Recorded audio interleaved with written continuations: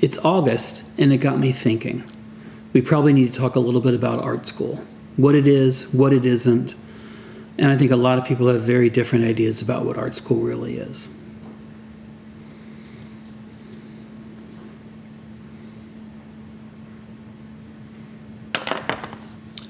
So let's get into this. There's two kinds of art schools, and we have to understand what they are and what they do and how they're different from each other. There's the first kind of art school that's in like a major university, or it's a standalone art school. It's accredited. It should be accredited. You might have heard of things like USC, Parsons, Pratt, the Cooper Union. There's scores of them out there. Very often they're attached to a four-year university. Sometimes they're their own kind of school. But they work on two kind of principles. They teach you about art. They teach you about the future of art. They teach you what's going on in the art world right now. But one thing they don't offer you is a job at the end of the window. That's school number one. School number two is very different. And when I say very different, they couldn't be more different. And we're going to talk about that in a minute. And that's what I like to consider the atelier schools. The atelier schools are very much usually one, maybe two classroom affairs, one or two individual instructors at best. And what they actually have is a love and a focus on kind of the European tradition of naturalistic painting, figure painting. They turn out a lot of great painters that kind of run in that tradition. It's what they do. And that couldn't be any more different than what you see in the major art programs in the four-year universities and such. So let's break them down. The four-year university programs, Virginia Commonwealth University, USC, Pratt, whatever, they're going to basically not so much tell you this, but they're going to make a program that's really about you, even though it's about the fine arts. And very, very quick sidebar here, and I apologize for this. I am talking about fine art school. I'm not talking about computer animation. I'm not talking about graphic design. I'm not talking about UX and UI. Those are more kind of vocational driven art programs. They're kind of like law school or vocational school or MBAs. Those are all very, very focused on like, you're going to take those classes, you're going to get a degree, you're going to go get a job with it. Painting, printmaking, sculpture, interactive art, I don't know. Those don't have jobs as like the golden like little rainbow at the end of the day. They're going to literally sit there and say, okay, that's great. You've had a good 4 years. Now go do something with it. And that's what you have to completely understand about what art school is before you commit the money and time to go into it. And this is where I think a lot of people kind of get sold a little bit of a bill of goods. They think that they're going to take an art school program and there's going to be jobs for them at the end of it. Here's the truth of the matter is, most art schools will never tell you there's jobs at the end of it. But there's an assumption by taking those classes and getting that degree that there will be jobs. The only job you get in art school is the job of yourself. And that's the one thing no one really talks about with art school. And that's not a bad thing, but it's also something you might want to be a little careful if you're going to go like $100,000 into debt for. Because not everyone is going to make that kind of money in their art, ever. And that's sad, but it's true. And so you have to be somewhat confident in yourself and willing to take that risk and understand that risk. And I mean fully understand that risk.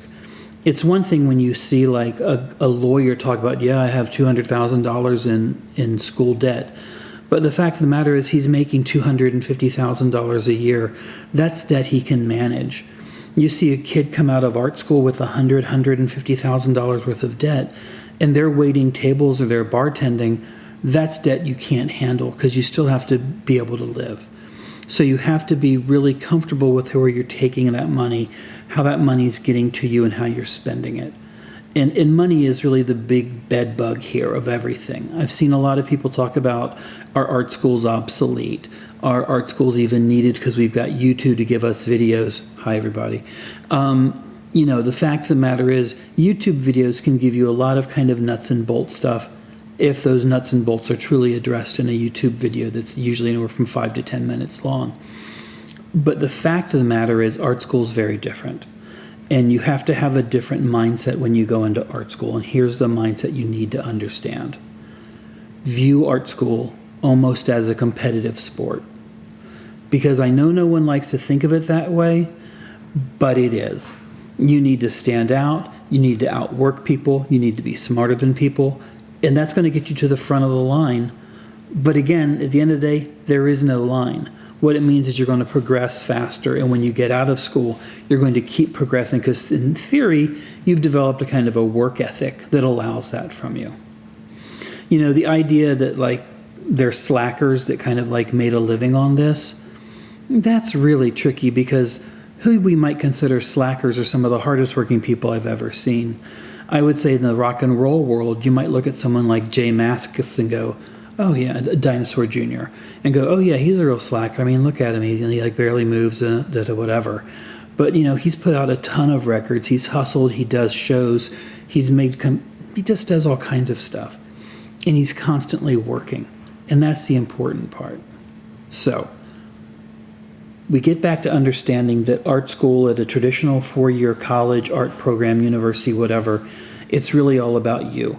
And so you're taking these classes, art history, and your question is, this is interesting, I love how this art history thing is, but also how can I apply it to what I do, or do I need to ignore it and move forward with something new? Oh, you're learning how to use the basic skills of painting or sculpting or printmaking.